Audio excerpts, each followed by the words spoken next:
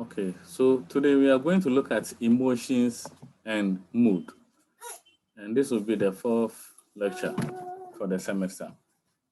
With respect to the outline, by the end of the day, you should be able to distinguish between emotions and mood, even though they can all be construed as affect.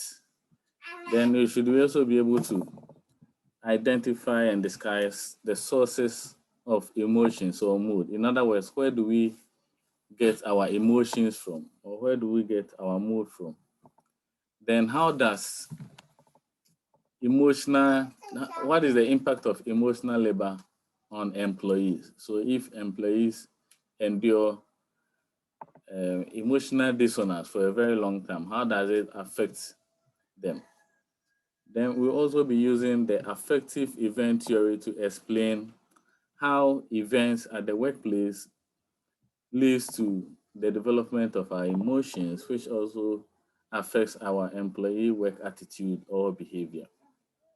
Then we'll also be considering briefly emotional intelligence and why it is important for employees to be emotionally intelligent, particularly as they deal with other stakeholders of the organization.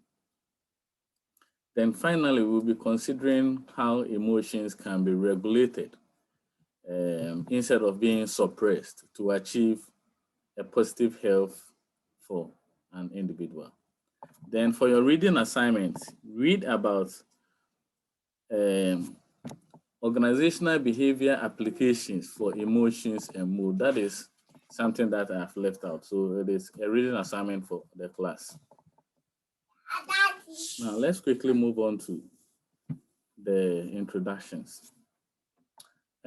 Emotions can greatly influence the decisions we make, and it can even spark conflict with potentially disastrous consequences. So what we are trying to say over here is that our emotions directly or indirectly influence our day-to-day actions and inactions.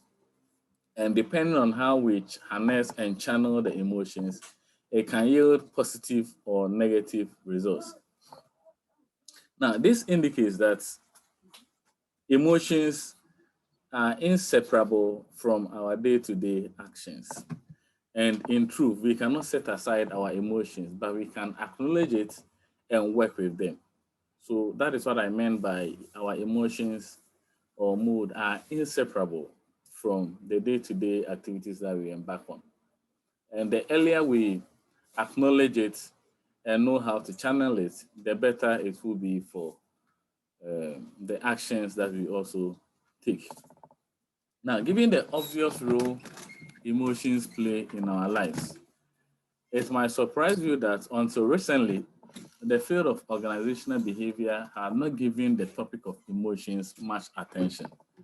And like I mentioned in our first class, the first lecture we had, the reason for relegating soft aspect of management to the background was that they saw it as not so much important to organizational success. And so much of the emphasis was laid on the hard component of management. And another reason that can be used to explain why emotions was relegated to the background historically was that emotions in the workplace was historically thought to be detrimental to performance. And so it was treated as a sacred phenomenon. People didn't want to have any discourse on it. Other than that, it can escalate and affect people's mood and their behavior at the workplace. And although managers knew emotions were an inseparable part of everyday life, they tried to create an organization that were emotion free. And over here, a specific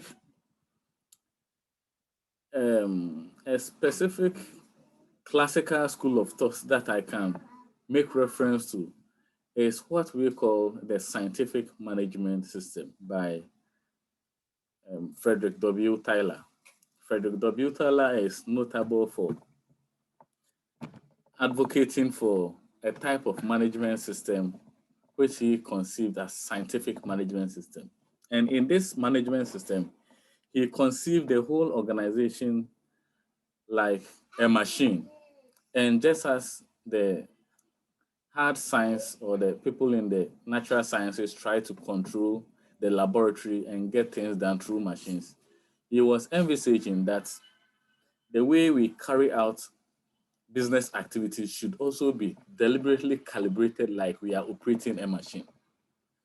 And so then, by likening humans to machines and also intending to operate them without taking cognizance of their emotions and their feelings, is some form of derogatory way of managing people, because you can't reduce humans to what? Machines. And so these are the sort of ideas which fueled earlier or classical theories of management, which led to the creation of an emotion-free work environment.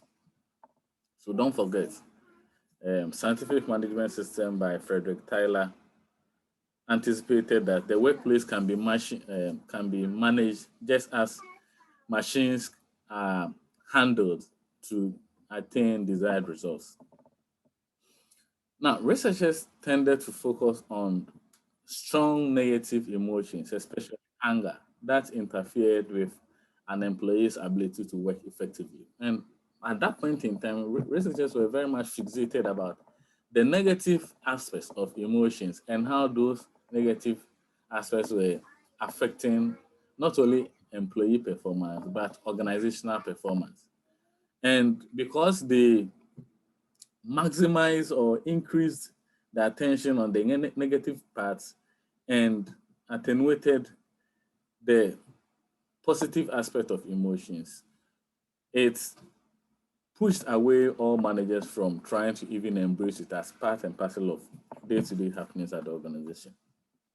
But certainly some emotions, particularly exhibited at the wrong time, can hinder performance. So admittedly, we are saying that if emotions are not properly acknowledged and channeled and it is displeased, it can actually affect employee performance and that of organizational performance. So it becomes necessary that in an attempt to understand not only the positive aspects of emotion, but the negative ones as well, we consider it under OB to see how it can help us achieve our set objects without interfering in it. So what are emotions and what are mood and what are affects? That is our next task. So what are emotions and moods? In our analysis, we will need three main terms that are closely intertwined: affects, emotions, and mood. From last week, I indicated that affect simply has to do with the feelings that we express. When we talk about affective component of attitude, we are basically referring to how an individual feels in an attempt to um, react to a specific cognition or a behavioral temperament that they are experiencing. So affect is the feeling component. Now, generically, affect is not different from the affective component of our attitude, which I was referring to last week. So what is affect? It's a term that covers a broad range of feelings, including both emotions and affect.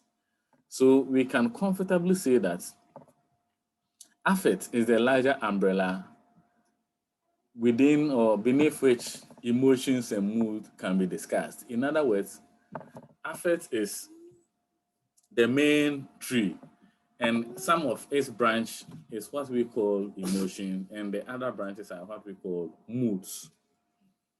So, what then are moods? Moods are a type of affects which are usually directed towards someone or something. In other words, whenever we try to explain emotions, they are a type of affects or feelings that are usually directed at someone or something. And usually, the time that elapsed for emotions to occur or to be expressed is very much short as compared to that of moods. Okay, now, so what then will be moods? Moods are less intense feelings than emotions and often arises without specific event acting as a stimulus. Again, moods also tend to have a longer duration as compared to that of emotions. So once again, both moods and emotions are all affects or feelings, except that emotions tend to be very much intense feeling, whereas moods tend to be less intense feelings. And unlike emotions, that emotion whose origin can be traced to a specific event or a stimuli, moods origin cannot be traced to a specific event or stimuli. And in terms of the direction to emotions can be directed towards someone or an object, whereas moods cannot be directed towards a specific object, and so on and so forth. Now let's look at the distinction into great details. So we are saying that affect is the larger umbrella under which emotions and moods can be discussed, and that both emotions and moods are types of affect or feeling. So affect is defined here as a broad range of feelings that people experience. And affect can be experienced in the form of what? Emotions and mood. So this is a comparison between emotions and moods as far as broad range of feelings or affects are concerned. And we are saying that emotions are caused by specific events. So someone may be sad or crying because the person was slapped. That would be the etiology of that particular emotion, which is the sadness. Now, the cause of a mood, we say the cause is often general and unclear. So usually when, for instance, someone is experiencing anxiety disorder, and I say a mood disorder such as depression, they are unable to clearly trace the source or the etiology of this mood to a specific event. And so that is why even in counseling sessions, when you attempt to help them to overcome some of these mood disorders, it becomes very, very difficult to treat because they are unable to pinpoint exactly what is causing their the mood that they are experiencing, which is the prolonged sadness or melancholia. Now, in terms of duration too, emotions are very brief in duration. So it could last for seconds, minutes, or some few hours, depending on the brevity of the event causing this particular emotion. But for moods, it lasts longer than emotion, so comparatively. And you can always cast your mind back to the issue of a mood disorder that we call depression. Okay, it can last depending on whether you are experiencing the mild or the aggressive form. It could last for not less than 3 months. Now, emotions are also considered to be specific and numerous in nature. So, in terms of its specificity, you can have an emotional expression such as anger, fear, sadness, happiness, disgust, and surprise. And research indicates that even though emotions are very much difficult to explain cross culturally, there is some sort of consensus when it comes to the expression of these six emotions, that is anger, fear, sadness, and so on and so forth. Universally, when someone is angry, you can look at the person's facial expression and decode that. At the same time, when someone is surprised, you can easily explain this or identify this by looking at the person's action.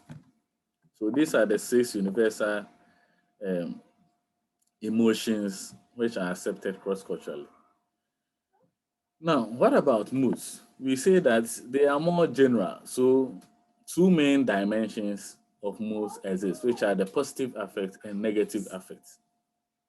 And that they are composed of multiple specific emotions. So when someone is, for instance, experiencing a negative dimension of the mood, such as depression, the person is at the same currently angry at someone, and the person is sad, and the person is also experiencing a lot of fear that their current state and the future does not hold any better for them. So they paint a gloomy picture about not only themselves, but their future self as well, and so on and so forth. So it becomes pretty much difficult when you try to assist people experiencing mood disorders to overcome it. Now, we say emotions are also usually accompanied by distinct facial expressions. Now, so when someone is angry, anger can be easily decoded by looking at the person's face.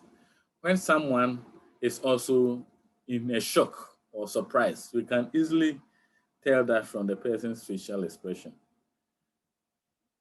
Unlike moods, which tend to be generally not indicated by distinct facial expression. So, uh, when people are depressed and you look at them, you get multiple communication cues. So the body language of the person will be projecting phlegmatic. Their facial expression will be projecting something else, and um, the tone of their communication too will even be projecting something else to you, which compounds the issue. Now, on emotions, we say it is action oriented in nature. So when people try to express their emotions, it tends to come along with some form of action. So someone who is surprised may shout, or someone who is also um, sad may cry. Someone who is happy may even cry, depending on the issue they are happy about, and so on and so forth. And we say, so it means it can be decoded behaviorally as far as emotions are concerned. But mood can be decoded cognitively, since they tend to be cognitive in nature. And that is why we say the most suitable therapies for mood disorders is what we call CBT, or cognitive behavioral therapy, where emphasis is laid on the distorted thinking style of the person going through the mood disorder to reorient them to get a better perception of themselves and the world around them. So primarily, emotions tend to be decoded by the person's behavior, whereas mood tend to be properly decoded looking at the cognition of the person. Okay, so like I mentioned earlier on, um, as we speak, there are several emotions that can be expressed or channeled universally. And research indicates that when it comes to emotions and mood, there isn't a consistent resource on what is universally accepted or agreed upon. In other words, whereas in some cultural contexts, certain emotions can be construed as um, conveying a particular meaning, in different contexts, the same emotions, when projected to the perceived, the target audience, also yields varying perceptions. So, for example, among Himba participants from northwestern Namibia, when they were presented with certain types of emotions, the results indicated that they did not agree with Western participants that crying meant sadness or growl meant anger. So they were presented with series of videos and pictorial evidence about people that were crying and about people that were growling, and they were asked to interpret it. And the findings of that particular study indicated that when people are crying, it does not necessarily mean that they are sad. It could be tears of joy. Okay. In the same vein, when people are growling, it does not necessarily mean they are angry about each other. And those of you who are fanatics of football, you can understand what the angle they are coming from over here, because you can have a Manchester fan growling seriously with a Barca fan or a Chelsea fan, and that does not necessarily mean that they are angry at each other, but they disagree on perhaps the tactics that each of the team is using to win their match. Now, the import of these examples simply indicate that even though universally every community or society expresses some form of emotions, there isn't an agreement on what constitutes what the interpretation to these emotions means cross-culturally. However, research indicates that there are 6 main types of emotions which is universally accepted and interpreted the same way, depending on how they are presented. And these include happiness, surprise, fear, sadness, anger, and disgust. Now, research also continues that the closer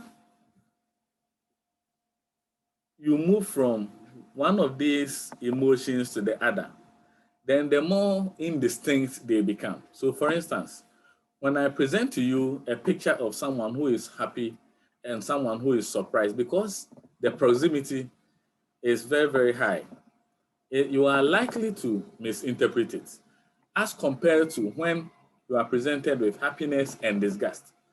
That one, is the their positioning is quite wide. So that is also another aspect of the research finding. Let me summarize it once again. Research is saying that even though we do not have a universally, we do not universally accept that all emotions can be interpreted the same way, there is some sort of consensus when it comes to the expression of 6 types of emotions, which are happiness, surprise, fear, sadness, anger, and disgust. And research is also saying that the closer one of these emotions is to the other one which is being expressed, then the more difficult it becomes for us to interpret or distinguish between them. All right, let me take questions now. Please, does anyone have a question? Yeah, Riakon. Hello, Riakon, you can go on. Yeah, hello, sir. Yeah, I can hear you.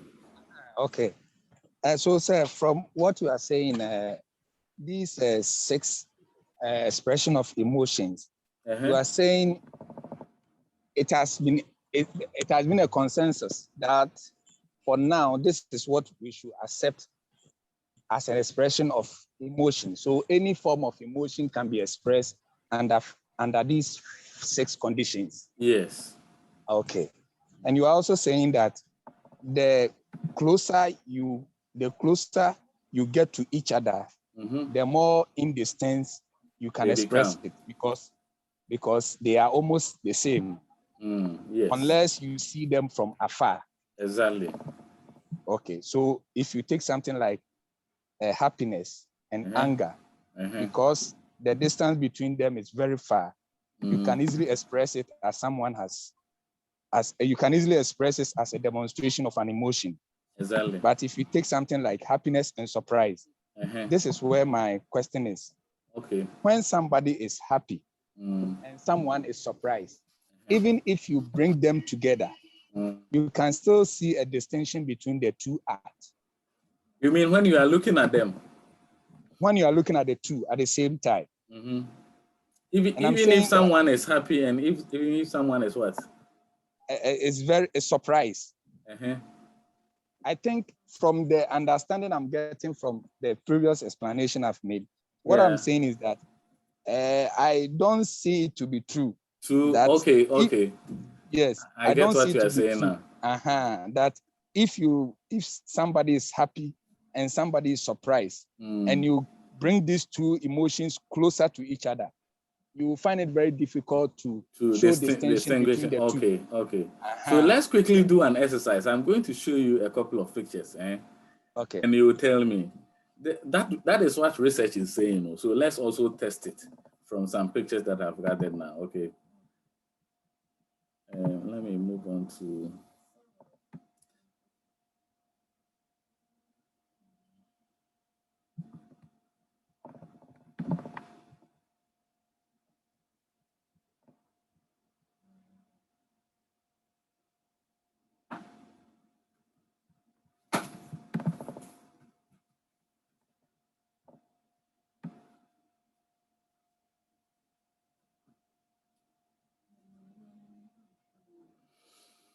And I hope they are able to illustrate it properly.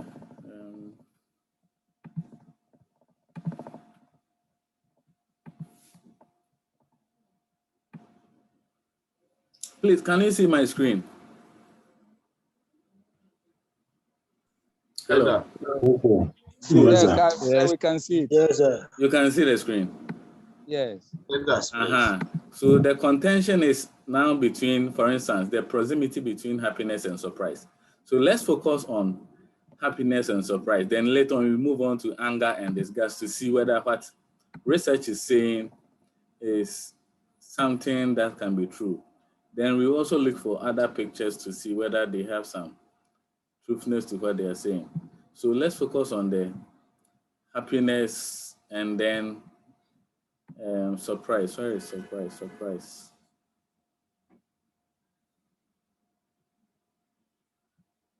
So I think there are two in one. The surprise and happiness. I can see the happily surprised, and then, in fact, this will not be a good representative. Let me see here.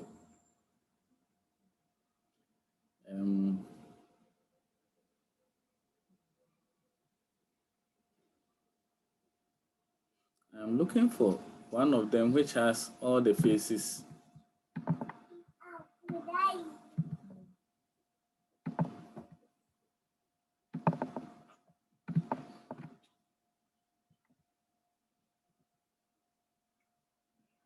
Okay, this one, we have happiness in it, but we do not have surprise in it.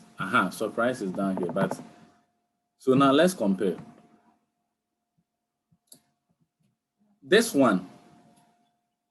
Hello, are you looking at it? Yes, sir. How many of you believe that this one, the child is surprised? And how many of you also agree with me that the child is actually happy? So let me start with Recon so that it will simplify issues. Recon. Sir. Can you see my screen? Yes, I can see your screen. The child at the bottom of the screen. Yeah, of the screen. Don't you think doesn't he come across as someone who is also happy? Study it carefully. So personally, to me, it's rather demonstrate someone who is surprised than someone happy. Who is happy. Yes. Oh, okay. What about the remaining class? Do you all agree that it only communicates happiness? This facial expression. So it's surprise. Happily surprised. Surprise. Come again. Happily surprised. Surprise and extremely surprised. Extremely surprised. Some also saying happily surprised. Come again. Extremely surprised. Okay, you are saying extremely surprised. Any other? He or she's happy and also surprised at the same time from the look of her face. Is it her name or something? Okay, all right. So I think if you also look at the picture carefully, I see someone who is more surprised. From the angle other colleagues are bringing out, if the happiness would have at least changed the face small, though it is, but it should have changed the face small But this is a clear exhibition of someone who is showing surprise about something. Okay. Okay. All right. So on that wavelength now, let me show another picture. So this one, the happiness, it is quite clear. You are very much certain that it is surprise, whereas others also believe that there is some amount of happiness in this surprise. Now, what about this one? Can you see this particular picture? Okay, let me share it again. What about this one? What do you think is going on? Look at the face.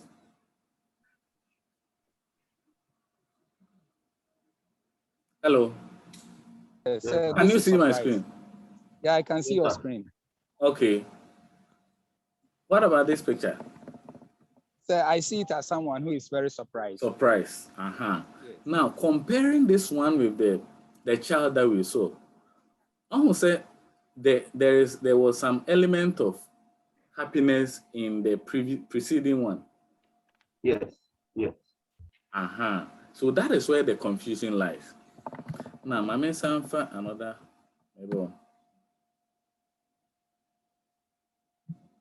Now, look at this happiness. Can you see it? Hello. Are you able to see my screen? Yes, sir. Yes, please. Look at this happiness. Nafa compare, sir, surprise, you know. I would say the contrast is very, very good. Why? Yeah, the contrast is very, very good. Yes, this one there. Exactly. You can see it clearly. So the conclusion we can draw is that the way these pictures are interpreted, and don't forget, different cultures have different ways of even expressing happiness and sadness. In some cultural contexts, when you meet your visitors for the first time, they greet themselves with some sort of slap.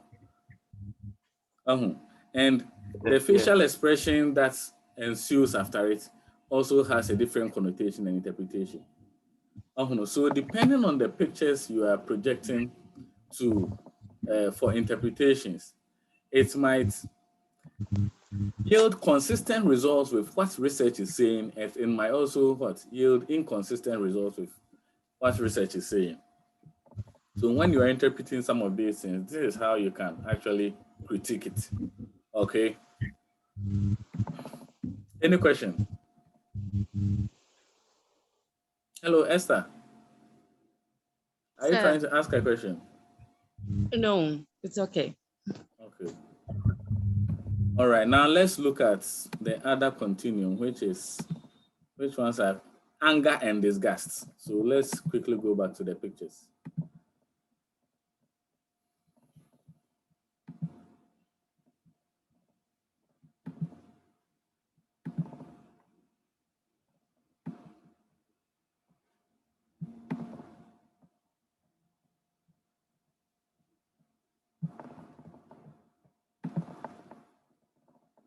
Can you see my screen? Yes, sir. Yes, Yes, sir. please.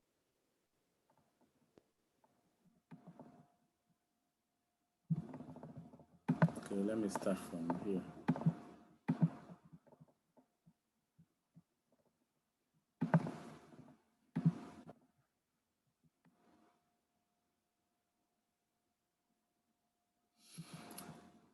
All right.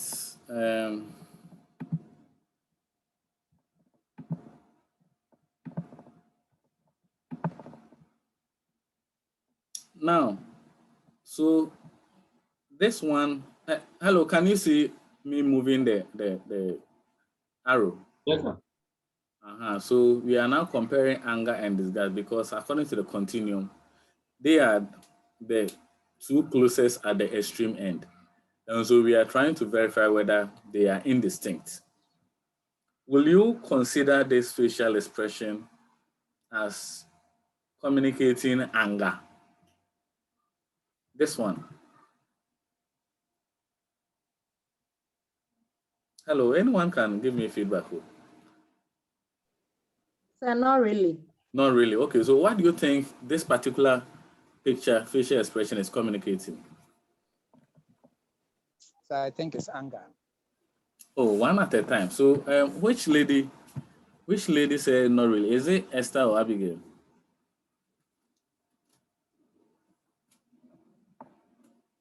Oh, hello. Hello, sir. It's Rita. Rita, okay, good. Rita, so what do you think the facial expression is communicating, this particular one? To me, I can see she's annoyed.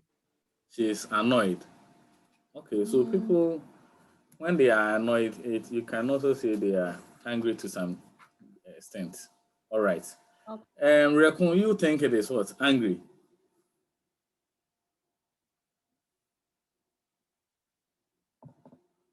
Hello? Anger. Anger, okay. Yes, it's an expression of Does anger. anybody have a different opinion as far as this facial expression is concerned? So we all agree that it does not communicate happiness. Yes, sir. And it No, does not. sir. Angry to the extreme. Come again. She's very angry. So it's. So I can see she's angry to the extreme from the facial expression. Okay. That's all right. me.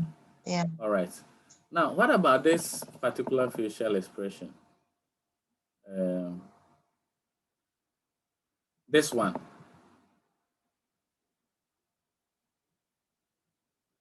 Will you say it is communicating angriness or sadness or what? This particular one.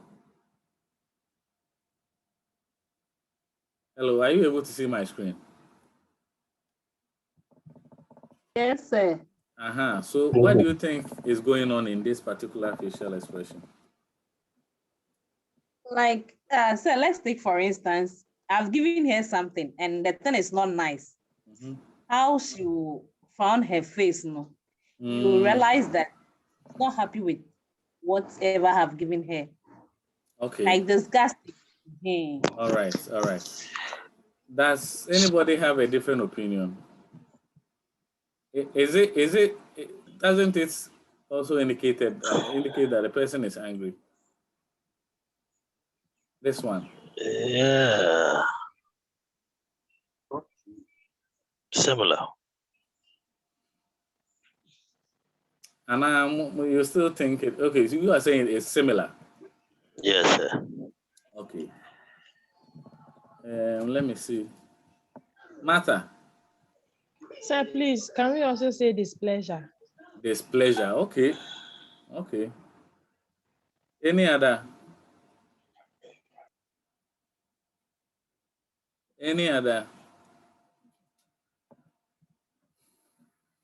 Okay, what about this face? This one. What is going on there? Yes, David. Sad. The person is sad. Yeah. Okay. Very sad. Very sad. Okay. So you see, for these ones, because their location on the continuum is very apart from each other, it becomes pretty much easier. So there is some truth to what the researchers are saying on the notion that the closer some of these facial expressions are to each other on the continuum, then the more it becomes pretty much difficult for you to interpret. But it will also, once again, depend on the specific stimuli or pictures that is being displayed for you to make interpretations on. Come again. Please, I can't see your screen. Okay, 1 minute.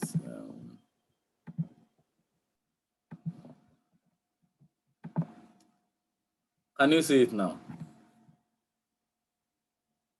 Yes, sir. Yes. Good. So research is saying that the closer these specific emotions are to each other, then the more difficult it becomes for us to interpret them. So that was why I was taking you through some of those pictures. But possibly the pictures that I'm using is not able to perform the task that they also did. It is possible they had some pictures which were very much indistinct as far as this continuum is concerned. And so once at least we've been able to establish that the distinctiveness of our interpretation will be contingent on the type of pictures that we use, then it's a way of critiquing some of these conclusions.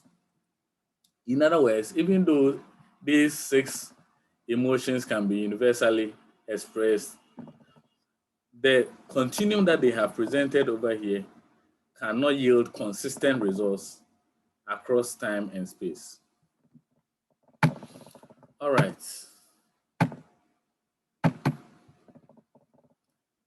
So a continuous explanation of the preceding ones. And we are now delving into the moods. When we group emotions into positive or negative categories, then they become moods. So for instance, when we put sadness, happiness, disgust into under one umbrella, then we are now, because we are expressing general emotions but not specific emotions, we can say we have what? Moods. Then you can think of positive affects as mood dimension consisting of positive emotions such as excitement, enthusiasm, elation at high end. And you realize that all these things are what? Positive. When do people express excitement? Who can tell me, when do people express excitement? When there is good news. When there is good news. When they hear good news. Okay, what again? Or when they get something they cherish. When you get something you cherish. What again? Okay, when do people become more enthusiastic?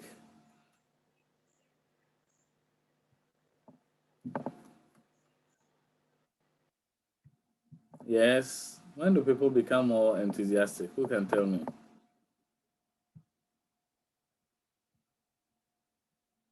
Okay, Rekon, I can see your hand up. Oh, sir, it was formerly up, but now it's down. Okay. So this is a general question. When do people become enthusiastic? Or when do people express their enthusiasm? Hey.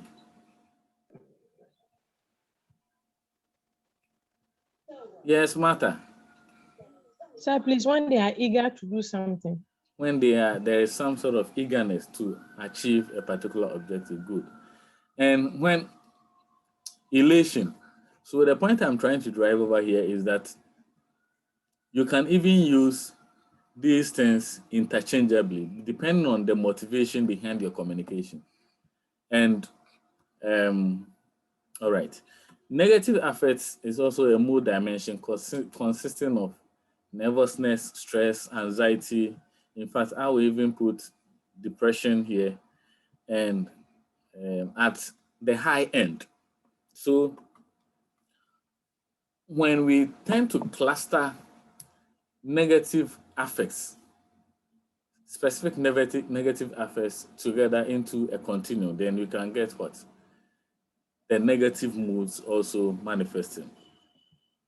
And so we are saying that while we rarely experience both positive and negative affects at the same time, over time, people do differ in how much they experience each. And next week, you will realize that when I start treating the issue of personality, you realize that depending on your score on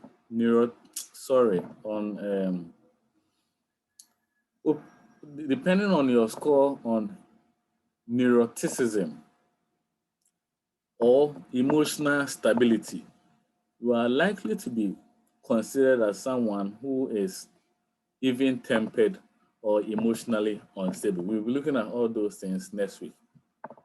But the point we are trying to drive over here is that no two people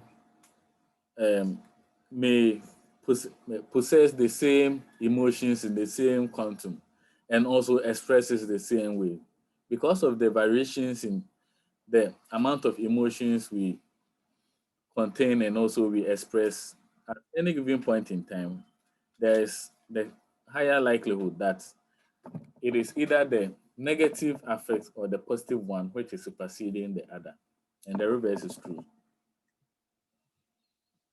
Okay, now let's look at this diagram. So this diagram is primarily trying to break down the negative and positive affects into low and high continuum. The negative and positive affect. So we started by saying that you can have positive affect consisting of specific emotions that are put under one umbrella, such as excitement, enthusiasm, elation, and some specific negative affects to being put together under one umbrella, such as nervousness, stress, anxiety, depression, and so on and so forth. Now, under the positive affects, it could be experienced at the high or low level. The negative affect too can be experienced at high and low level. And so this diagram tries to elucidate those distinctions. So when we say, for instance, a negative affect is at the high level, specific examples include tense, so experiencing a lot of tension, nervousness, being stressed up, and being upset.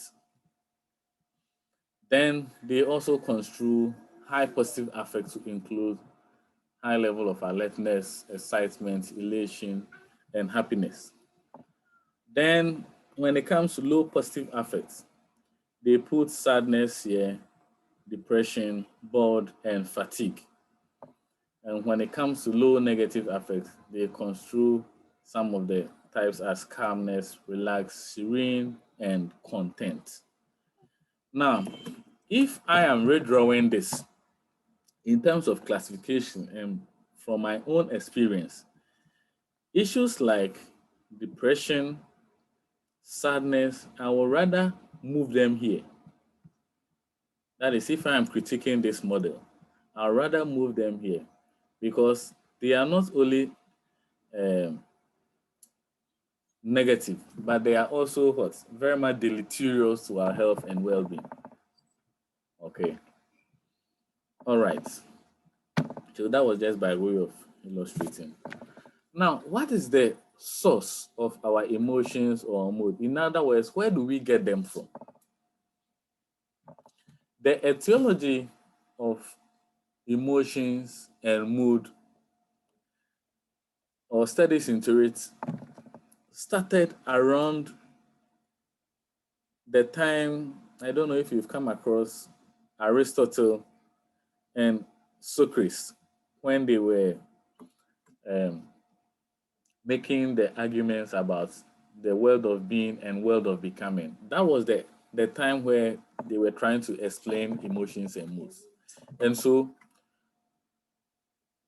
thereafter, a number of research have also been conducted to try and explain where humans get their emotions or mood from. So the issue is that any sort of emotions you express or mood that you find yourself in or operating can be traced to something being the source. So these are the ones that we are going to look at shortly. The first one has to do with the personality of the person, your personality traits. Moods and emotions have a personality trait component, meaning that people have built-in tendencies to experience certain moods and emotions more frequently than others. And people also experience the same emotions with different intensities. Now, the degree to which they experience them is what we call affect intensity. And affectively intense people experience both positive and negative emotions more deeply. When they are sad or when they are happy, they are actually happy. So when they say they are sad, they are actually sad. Now, to break this down properly, there is what we call Big Five personality traits, which we will be looking at in our next lecture. But in this Big Five personality traits, so let me quickly share another screen to illustrate.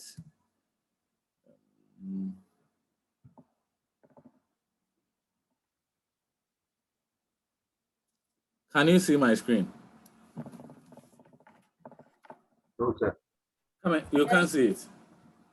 It's a blank screen. Can you see it? Yes, yes. Good. So I'm saying that the best personality theory to illustrate this is what we call the Big Five personality traits. Right, and the Big Five personality traits contains that every individual possesses a relatively permanent and enduring personality traits, but in different magnitude. And the five personality traits that we possess in different degrees is what is affectionately summarized as OCEAN. So that's the acronym for it. The O stands for openness. The C stands for conscientiousness. That is when the conscience is at play. The E stands for extraversion, introversion continuum. The A stands for agreeableness, and the N stands for neuroticism. Now, all these fall in a continuum. So because the last word, can you pronounce it again?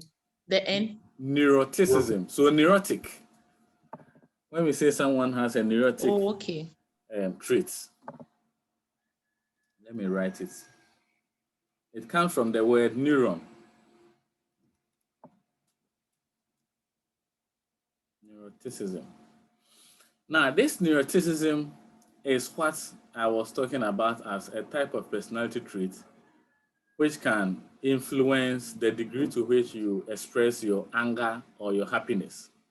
It falls in a continuum. So at one end of the neurotic pole is the extreme neuroticism. And at the other end is what we call emotional stability.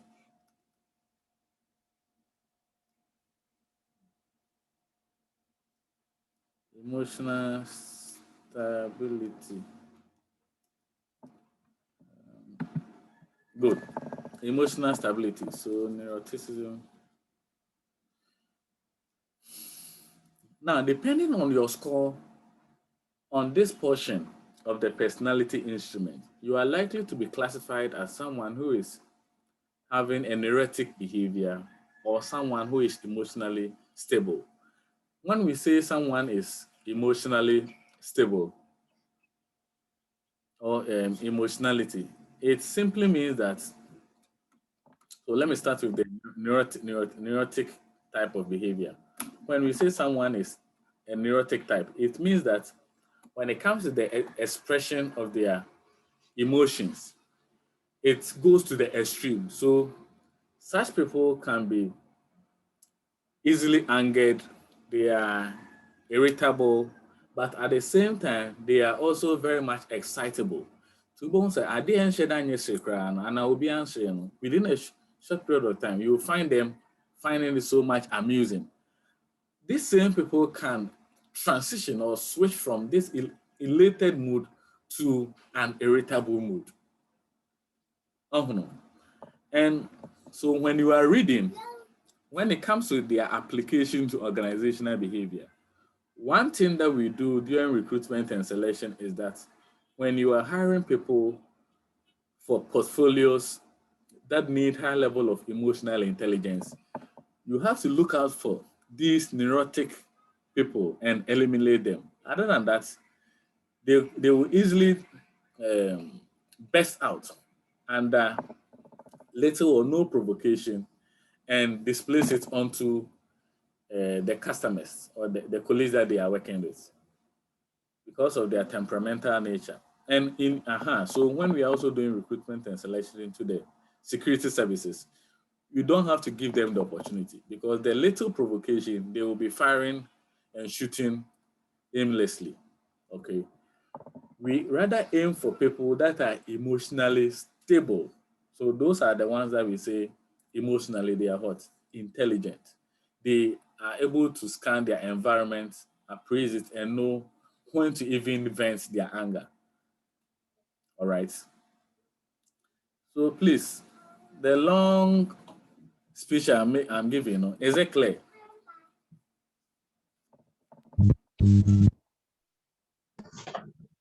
Hello? Is the source of, so we are now discussing sources of our emotions and mood. And the first one I'm trying to explain is our personality being the source.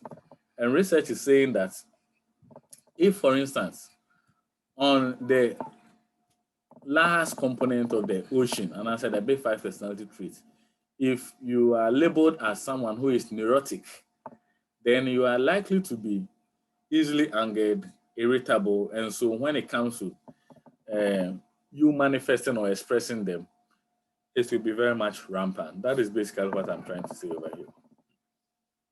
All right, so let's make progress.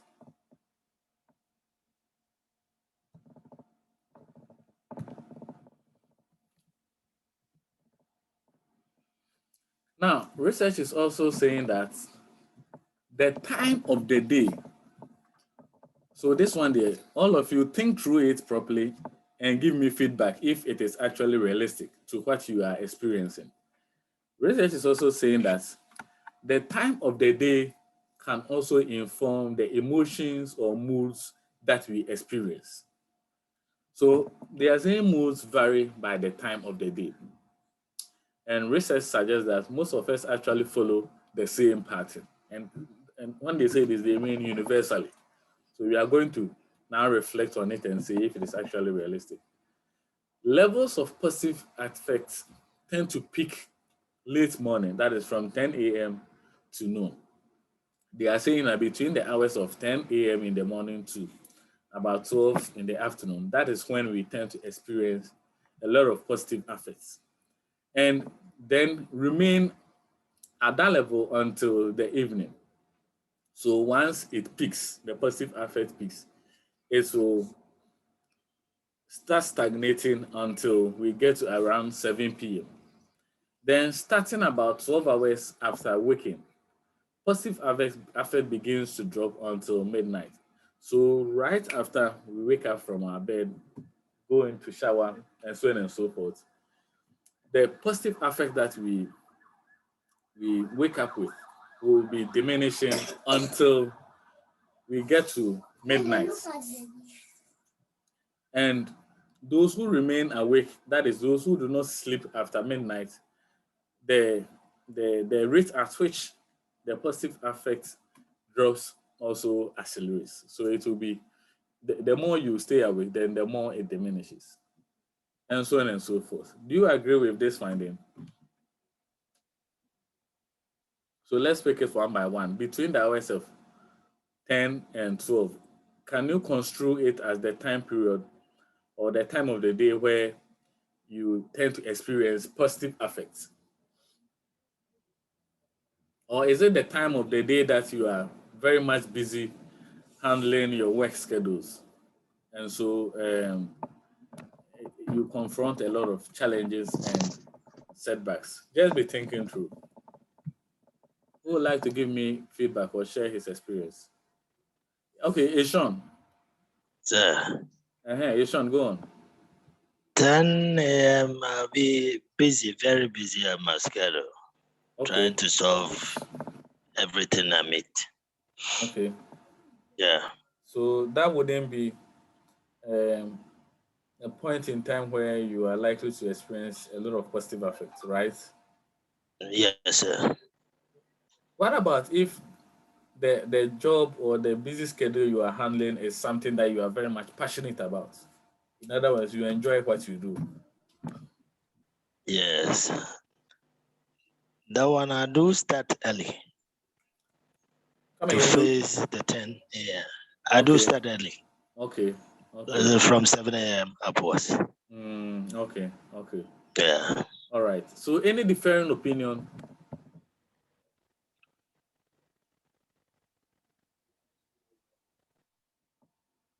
Hello, sir. Yeah. Recon, go on.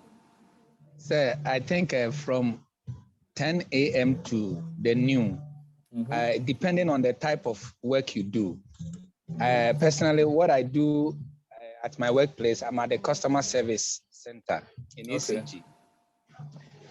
During that time is where you normally receive a lot of customer problems, especially on Mondays, where people have had their challenges from Saturdays and Sundays. So when you come to work on Monday, you have a lot of pressure in the office.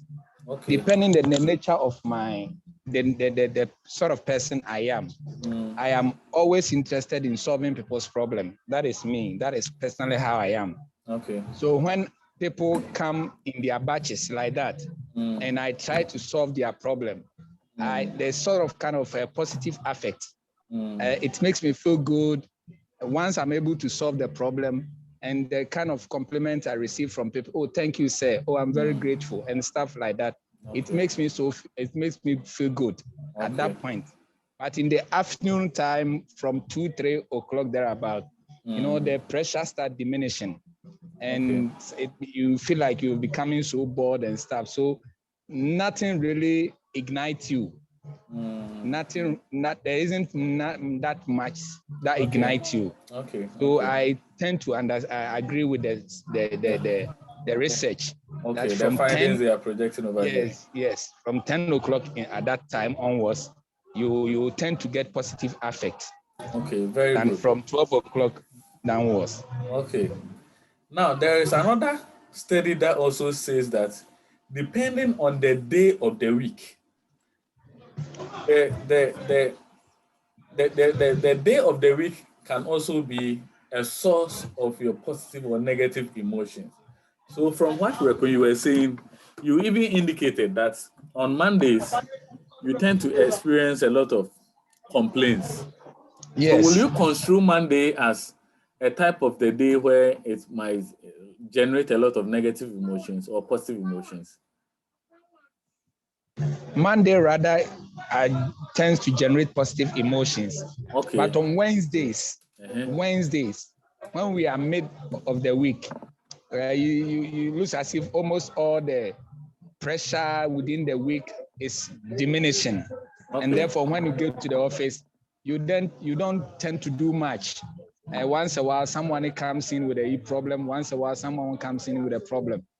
But so at that particular time, you don't feel to be on yourself. The motivation is not there as compared, because at every Monday when I'm coming to the office, the emotion and everything that I'm coming to the office is said that I'm going to meet a lot of challenges. Therefore, I psych myself to come and also meet those challenges and address them. So I think for me, Mondays is where I normally experience the positive effects. All right. Okay. So now let's quickly look at what research is saying about the days, the day of the week. Now, and don't forget, predominantly some of these studies were conducted in the developed countries. So like USA, Germany, and China. This is where this particular finding is coming from. For that reason, I'm looking forward to some of you, particularly those who will be doing HR or management, to be taking some of these interesting topics up to investigate it in our Ghanaian context. It can be a very simple study that you can do as part of your long essay and also your thesis, okay? So be thinking through. Anyone who is interested in it, get in touch with me towards the end of the semester and I'll help you to formulate it, okay? Now, day of the week being a source of emotion or mood. Are people in their best moods on the weekends? In most cultures, that is true. So they are saying that the more we get closer to the weekends or we start going through the weekends, people's mood tends to become more positive. For example, USA, Germany, and China, adults tend to experience their highest positive effects on Friday, Saturday, and Sunday. So and Friday because they are anticipating to go for the weekends. Saturday they are going through and during the weekend, and Sunday they are bringing their weekend to an end. And they are lowest on Monday. So answer reckon this one is a sharp contrast to what you were expressing. Yes, sir. Yes, sir. Yes, theirs is lowest on Monday, but we have to be mindful that here they are talking about the aggregate people, not just a single individual. So that is why I'm saying this can be taken up and investigated in our Ghanaian context to see if different results are likely. So they are saying in Japan, positive affect is higher on Monday. So this is consistent with Reko's own than on either Friday or Saturday. And one reason why Japan's finding is consistent with Reko's own is that Japan is also considered to be a collectivistic contest. So have you done Hofstede's cultural dimensions? Have you done it? No, sir. Okay, so don't worry. When we get there, I'll be explaining what collectivism and individualism means. This USA, Germany, they are all considered to be an individualistic contest, and Japan is a collectivistic contest.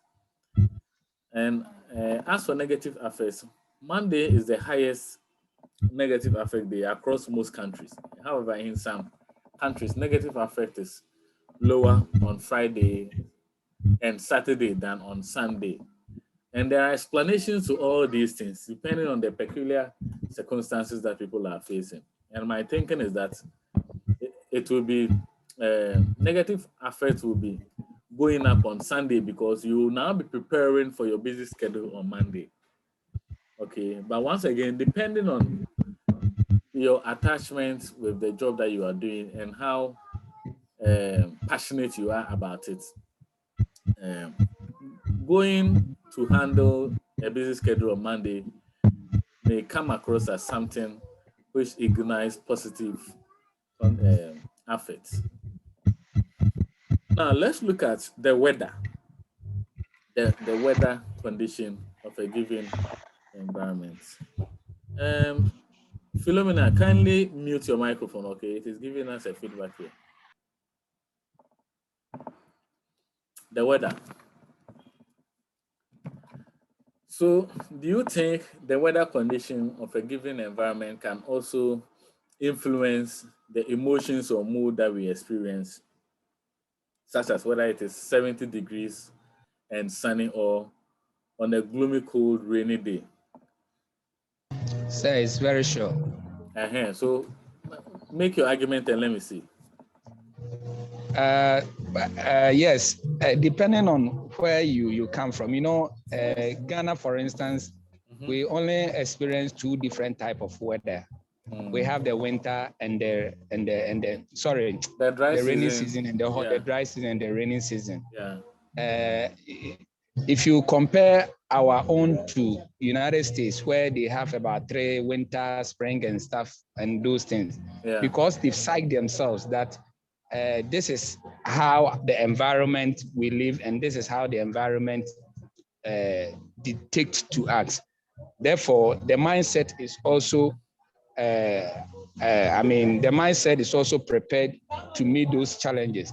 Okay. For instance, when you come to Ghana here, during the raining season, the moment it starts raining from maybe say 4 o'clock in the morning, so maybe up to be 6 o'clock to 7, you see it affects a lot of workers. Okay. People tend not to go to office. Even if they go to office, the motivation is not there. They are demotivated.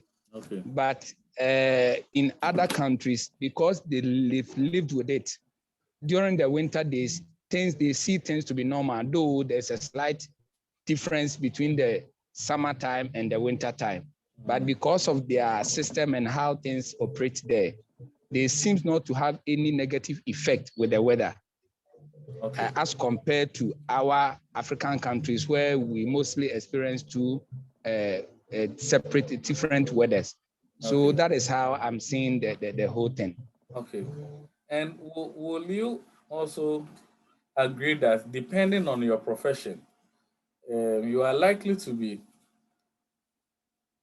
affected by the weather. So, for instance, if you are an agronomist or you are in the agricultural industry, the moment we switch to the rainy season, then you will be in an elated mood because you are thinking of having adequate rainfall for your farming. Yes. Now, those Yes. currently living in transitory or interstitial parts of the city, or even in the center of the city, as we speak now, Accra, Kumasi, Takrade, and its environs. The moment we start entering the rainy season, I don't know if you've been monitoring it on radio stations, then they start drawing the attention of the government that they should start dredging the sewage system, the gutters, and so on and so forth. So I'm thinking, depending on your profession too, and your location, you are likely to welcome or be not be happy about the changes in the weather condition. Now, one thing else also about the developed world, like you rightly mentioned, research indicates that depression escalates during the winter seasons. Depression, it goes up. Cases of depression, both the mild and the chronic one, goes up during the winter season.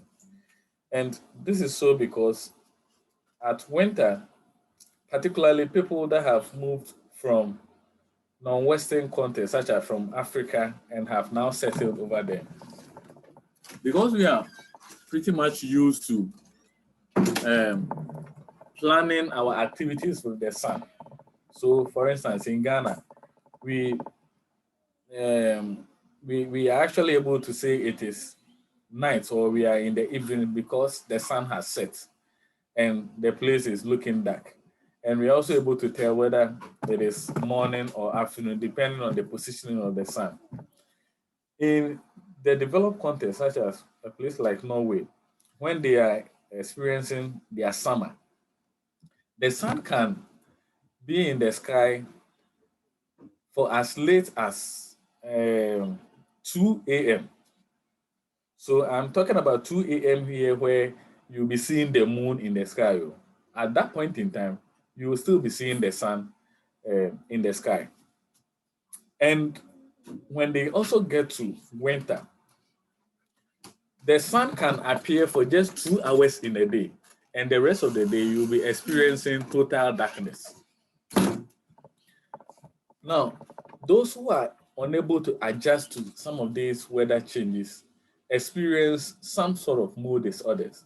And so that is why they explain that issues like depression tends to go up during winter times or when autumn sets in, primarily because the total darkness that people experience in such cultural contexts tend to limit the sort of activities they can engage in, to not only to excite themselves, but also engage or interact and intercommunicate with other colleagues. So those are some of the research findings on weather condition as being a source of emotions and mood.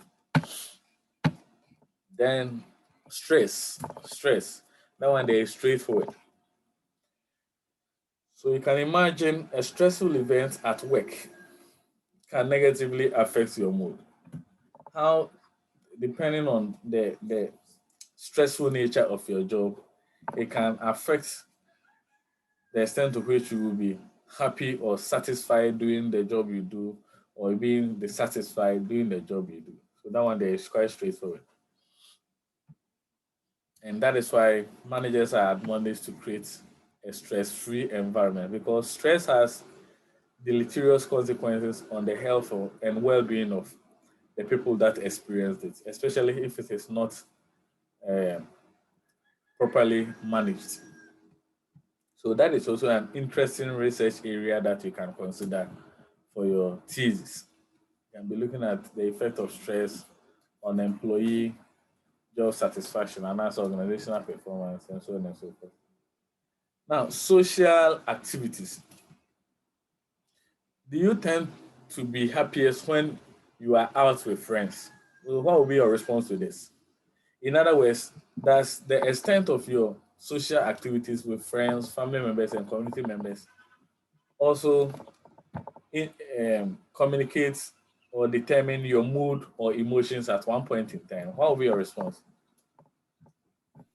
Yes. Okay. So the yes goes with what? The affirmative. And please, who said yes? Is it Abigail? I did. Esther. Esther, So you are saying yes to the affirmative Yeah. that the more you engage in social activities, then the more Yes. it ignites emotions and mood. Yes. Does anyone have a different opinion? So I think I agree with her. Okay. So you all agree that So right now I'm at a funeral. I have just parked somewhere and I'm just listening to what is going on. hey, I'm who is seeing speaking? people- Is that Rekon? Yes, sir. Are you sure you are sober at the funeral? I'm not too sober though, but I'm so happy to see people around and I mean people moving here and there and stuff like that, and to be mingled with people. Okay. Happy. Okay. Yeah. Okay. And Now, I'm in a very happy mood. okay. All right. Now, because Ghanaians can also be construed as being in a collectivistic context, these responses will come up, that social interactions will determine our moods or emotions. But in individualistic context, if a similar study is conducted, you realize the reverse is actually true. So for most people, social activities increase positive mood and have little effect on negative mood. But do people in positive mood seek out social interactions? In other words, do people try to be with their friends because they were previously happy, or they do social interactions in order to be in good mood? Is it that we try to be with our friends because we think being with them will help us to become happy? We'll be cracking jokes and so on and so forth. Yeah, both. I think both. All right.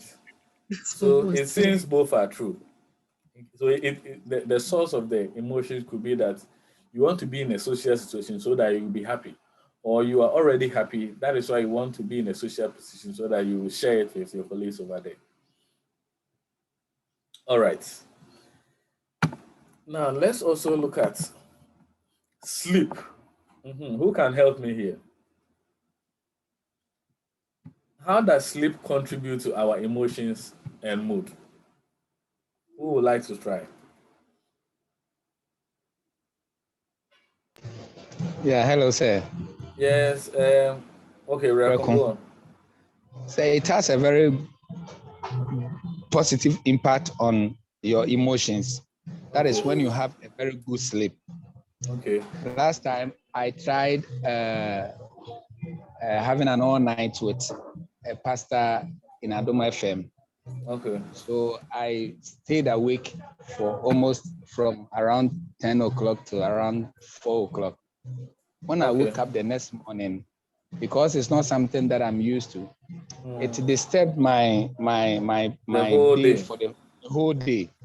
I felt so bad and everything, even my talking to people was affected.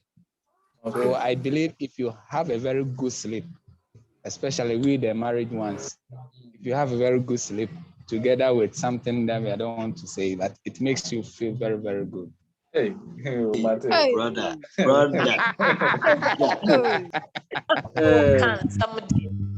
I hear. So the research finding here is basically saying that the quality of sleep that you experience also has the likelihood to ignite positive or negative mood, and this can also have further repercussions on the decision quality that you make. So if you experience good sleep the previous night, then when it comes to your decision making, it will be top notch. when it comes to the way you deal with customers and you serve them. You will also be very much patient and tolerant towards them, as opposed to when you had a bad sleep or you did not sleep well. Now, in such circumstances, you become easily angered with little or no provocation, and that can also affect the decision quality and the judgment that you embark on. So that is also pretty much straightforward. Now, exercise. Exercise.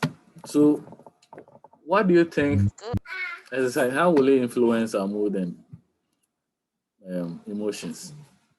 Yes, Abigail. Or was that Esther? No, it wasn't me. Oh, okay, okay. How does exercise influence our emotions or mood?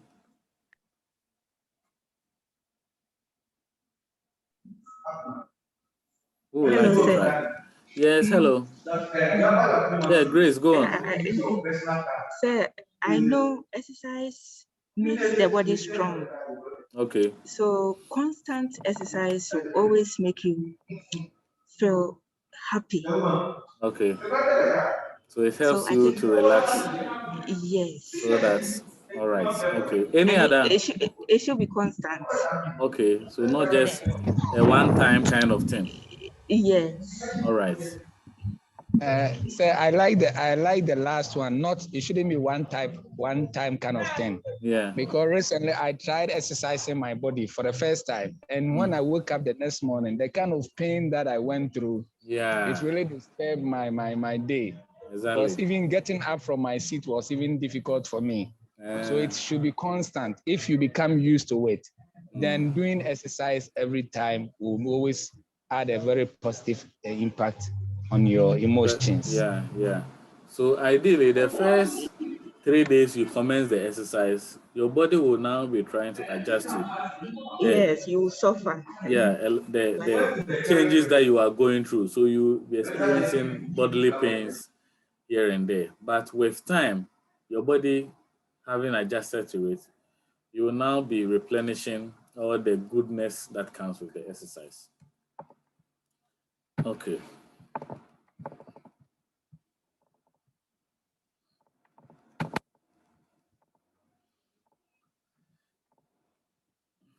Now, in I don't know if you come across sweat therapy as a way of helping people deal with their depressed mood.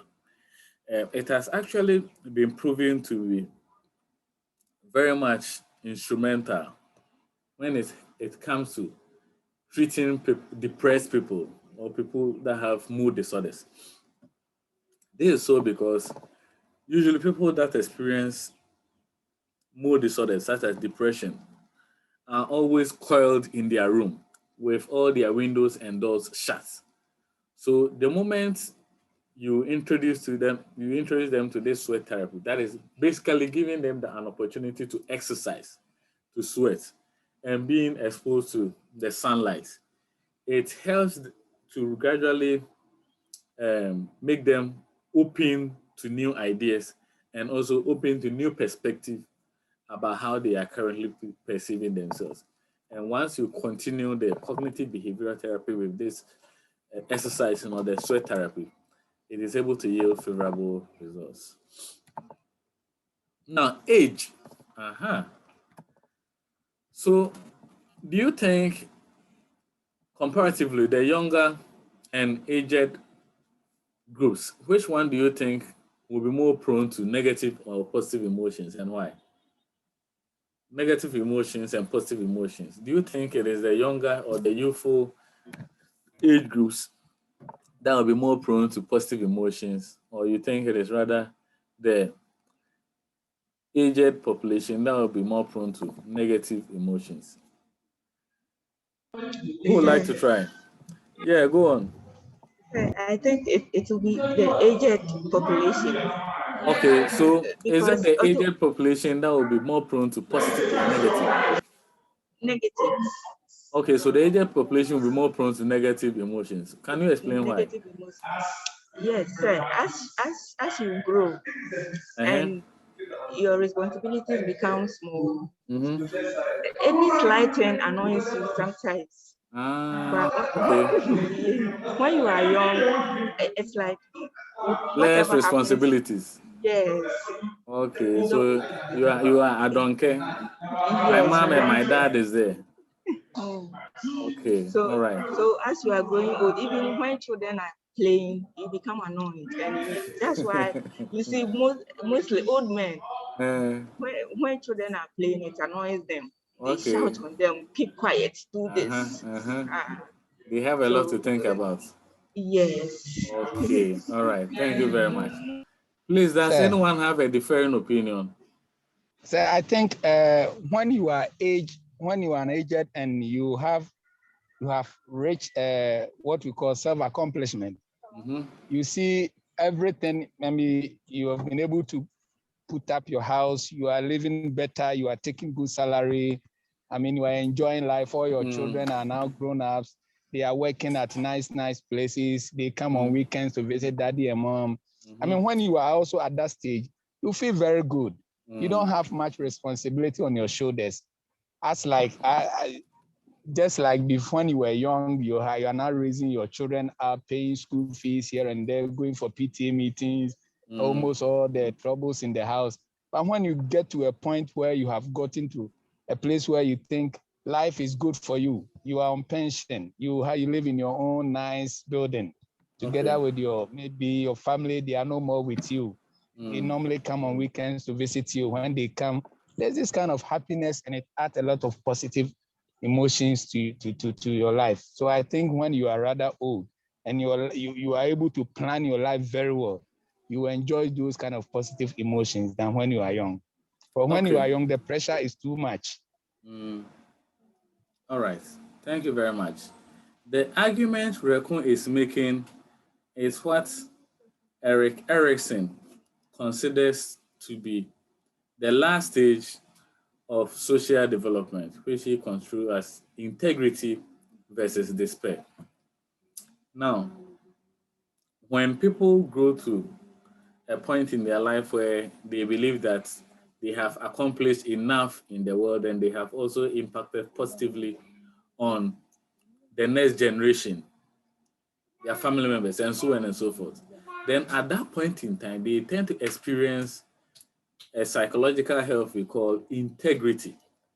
So such category of people, when their children are even playing before them, because they feel some sort of pride for their accomplishments in life, they experience what we call integrity. So they will not construe that sort of play as nuisance and a disturbance. But there is also another category of people that Erikson considers to be experiencing despair. Despair in the sense that these are the people who cast their mind back to the life that they lived or their lived experience, and they realize they have so many missed opportunities, and they also have a lot of things to accomplish, but time is not on their side. So at that point in time, little provocation makes them angry, and they are the ones that can construe such children playing before them as nuisance or provocation. So that is by way of elevating the argument to incorporate Erikson's last stage of social development, which is integrity versus despair. But funny enough, research is actually saying that it is the aged population that are more likely to experience positive moves as compared to the younger population. When the research is saying that, it's not me. The research that is saying it, so we can actually replicate the study to see whether different results are likely. And the argument for this is that because the aged population are very much experienced in the world, they do not overreact when some of these previous experiences start recurring. They approach it maturely. Unlike the youthful population that will, because they might now be encountering such a move for the first time, they will outburst and overreact in an attempt to react to some of these actions. Now, sex. What do you think about sex? How will it contribute to our emotions or mood? Hello? Mean as in male or female? Yes. Or the other? Hey, which other one? Sex. I'm on board. So, okay, Mami, kind of gender. Which of the gender, whether male or female, is likely to experience positive or negative moods, and why? What do you think research is likely to conclude on?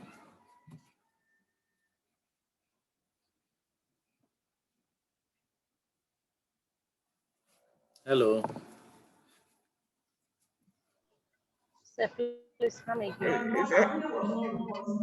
So, okay, how will sex, that is being a male or a female, influence our experience of emotions, or how we even express it?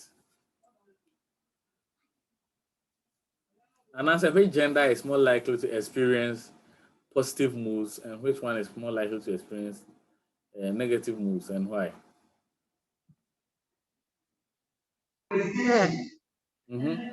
I think with that one, it depends. Okay. Whether male or female, it depends on what the person is going through. Okay. So with that one, you can't conclude. Now, Mami, putting it this way, so which particular gender is likely to consistently express their positive or negative emotions, and which one is more likely to suppress it?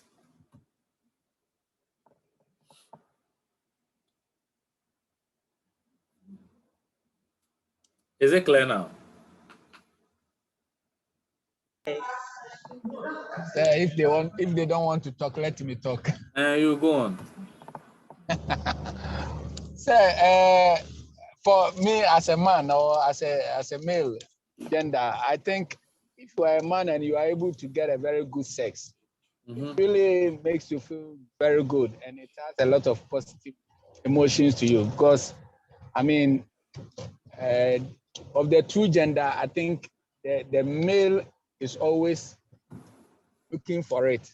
So when it gets it and it gets it right at the right time and at the right partner, it makes you feel good. So I think. No, we are not talking about sexual intercourse. We are referring to genderness. It's you. Male, whether male and female, how they express emotions. That is what we mean over here. I was thinking about you are a suspect here. You have your own agenda. So today I'm at a funeral, so you see things are things. You are a suspect. I'm at a funeral, just things are knocking things. Don't worry. Okay. All right. I suspect you. Okay, let's make progress. So, what do you think? Which of the various genders is likely to be very much expressive when it comes to their emotions, and why?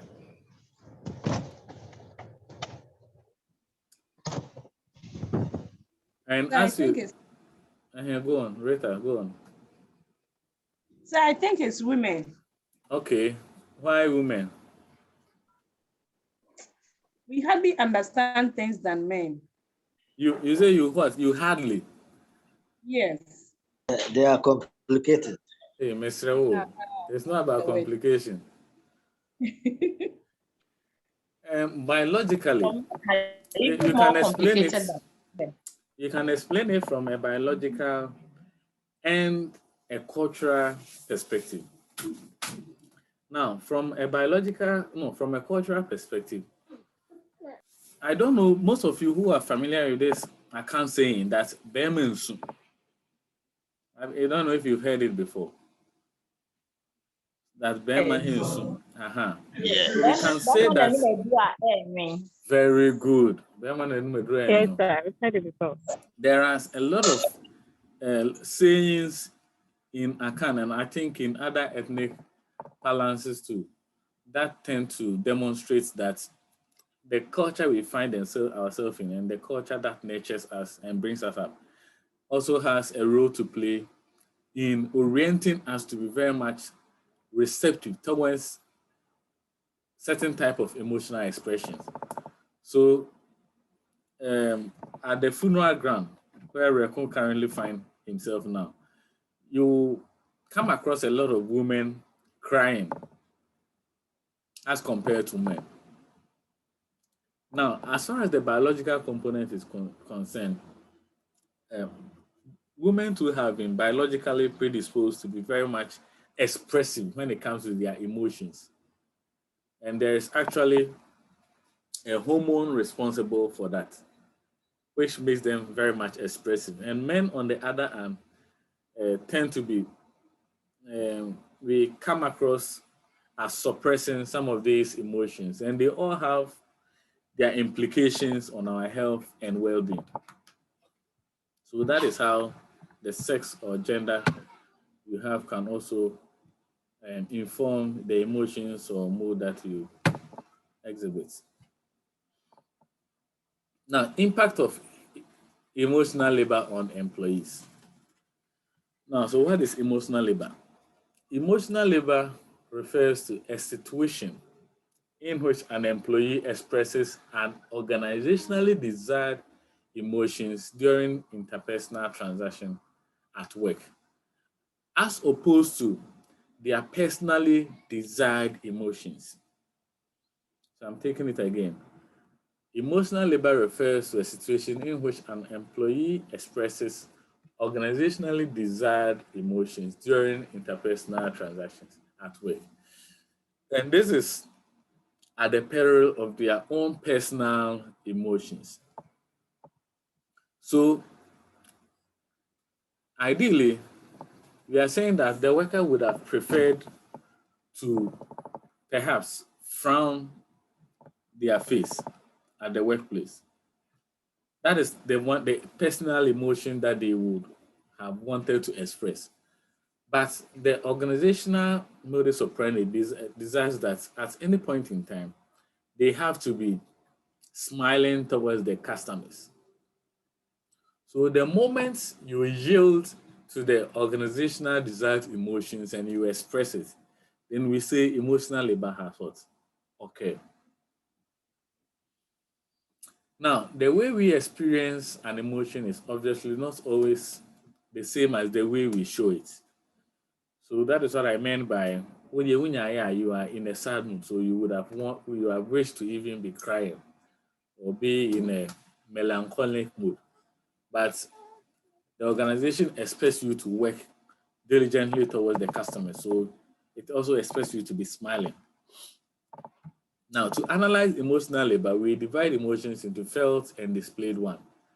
The felt emotions are our actual emotions. And in contrast, the displayed emotions are those the organization requires the workers to show and considers appropriate for a given job. So the first one is how you actually feel. And the displayed one is what you show to the world.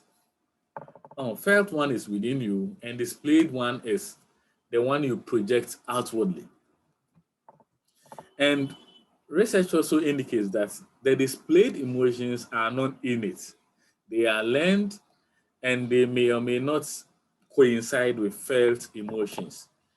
Now, I'm linking it up quickly with something. The moment there is a disparity between felt emotions and displayed emotions, the individual experience what we call emotional dissonance. So last week, we learned cognitive dissonance. That will be in the mind. We are now bringing it at the affect level. So anytime what you are feeling is inconsistent with what you are displaying or showing with the world, then you experience what we call emotional dissonance. Okay. So for instance, research suggests that in US workplaces, it is expected that employees should typically display positive emotions like happiness and excitement and suppress negative emotions like fear, anger, disgust, and contempt. Now, if you are made to go through this sort of inconsistency, then emotional labor has what? Okay, it means you are undergoing emotional labor. Now, further explanations for the felt emotions and displayed emotions and how they can be at variance with each other. There is a phenomenon we call surface acting. Surface acting is hiding inner feelings and emotional expressions in response to displayed rules. So whenever an employee tends to suppress their inner feelings and follow the dictates of their organization, then we say surface acting is occurring. And a worker who smiles at a customer even when he does not feel like it is surface acting. Then there can also be deep acting, which primarily refers to an employee trying to modify his or her true inner feelings based on display rules. So it means that when employees go through deep acting, they are altering their inner feelings to be consistent with what they are expected to do as far as the display rules are concerned. And research indicates that surface acting deals with displayed emotions and deep acting deals with felt emotions.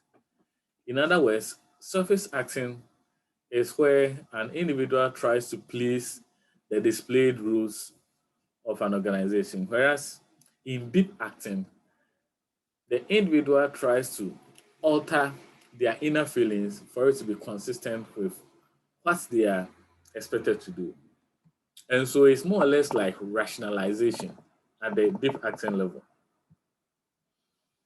Now, this displaying emotions we don't really feel can be exhausting. That is, once you go through a lot of emotional labor or emotional dissonance, it can be very much exhausting because research indicates that surface acting is associated with increased stress,